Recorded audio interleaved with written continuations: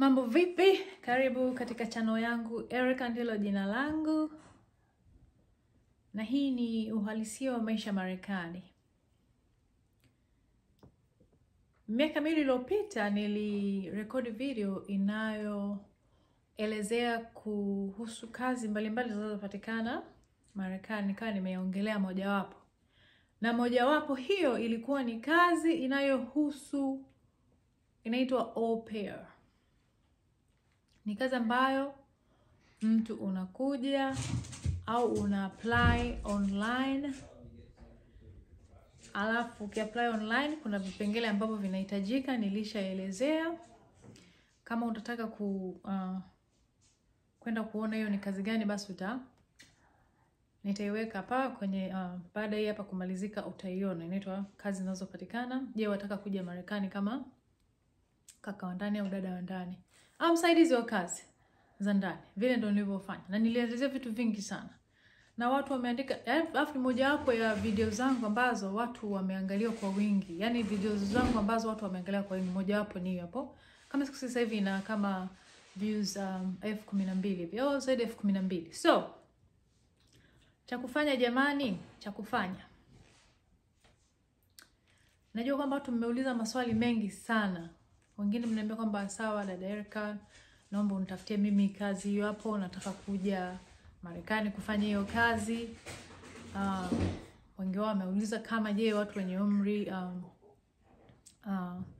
kuanzia miaka 40 na kuendelea, je, wanaweza kufanya hiyo? Na mimi niliweza kuelezea vigezo kwamba kama una kati ya miaka 18 mpaka kuanzia 18 na kuendelea, unaenda online, unaenda apply.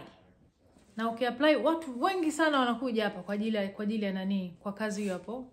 Na nilielezea jinsi gani pesa unazoweza kulipwa, nilielezea pale. Nilielezea kila kitu kinajielezea yani.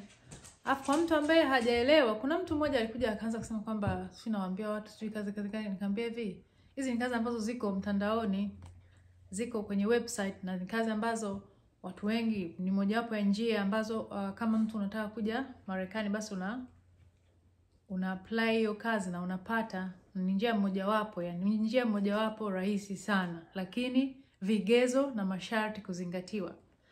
Sasa nikawa nimeelezea kwamba hiyo sio kwamba, yani mimi ninavyoelezea hivi vitu hapa, mimi nakupa wewe kama nini wanasema, nakupa wewe channels, nakupa wewe mianya ambayo inapatikana ya kazi mbalimbali. Sasa wewe ndio chaguzi lako kuchagua, unaelewa? Kama utaona kwamba inakufaa, unataka uje hapa Marekani kwa namna hiyo, ni sawa, wala haina shida. Na hamna mtu anayelazimishwa. Ila ni sawa na ile unaambia hivi, chakula hiki hapa mezani, kwa hiyo ni wewe mwenyewe kula. Aidha hapa kuna viazi, pale kuna makande, pale kuna ndizi, pale kuna wali, hapa kuna nyama, pale kuna kuku.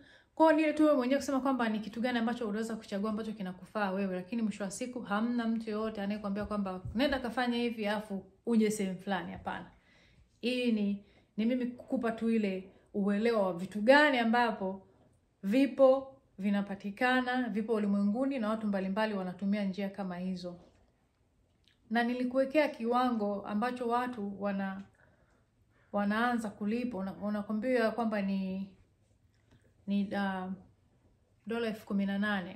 Kwa hiyo inaweza kuwa zaidi. Sijaangalia sasa hivi kuona ni vipi, lakini nilishaeleza kwenye video yangu iliyopita.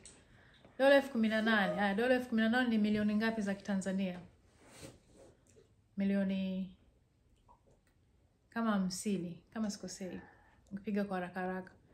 Sasa ukuta kwamba milioni 50 sawa, utakatwa matozo, hayo ni muhimu ukatwe. Kwanza utakatwa na ile kampuni ambayo inakuleta hapa au itakao kufanyia kazi, ukapata makaratasi yote, ukapata mpaka pasipoti zote, kuna pesa ambayo inakatwa. Alafu kuna makato ya kukatwa wanaita nini, riba nini riba nini taxes. Hiyo kuna vitu vinakatwa kwa mwisho wa siku, lakini pesa zako unazozipata ni wewe ni kwa kuzitumia kadiri ambavyo wewe unataka. Sio kwamba ni pesa kubwa na vile vile sio pesa ndogo, kutokana kwamba wewe utakuja hapa, utakuja kukaa kwenye nyumba ya mtu.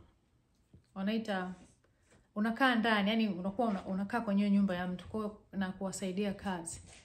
Kwa hiyo nataka nielezee hivyo. Na sasa kama utakuwa bado kuna mtu ana swali ukaiona hii hapa na utakuwa bado una swali, wewe niulize hapa, na hata ikiwezekana unaenda DM ya Instagram kule unaniambia. Watu mnaotaka hivi vitu na mna maswali yenu, mkienda DM Instagram acheni namba zenu za WhatsApp.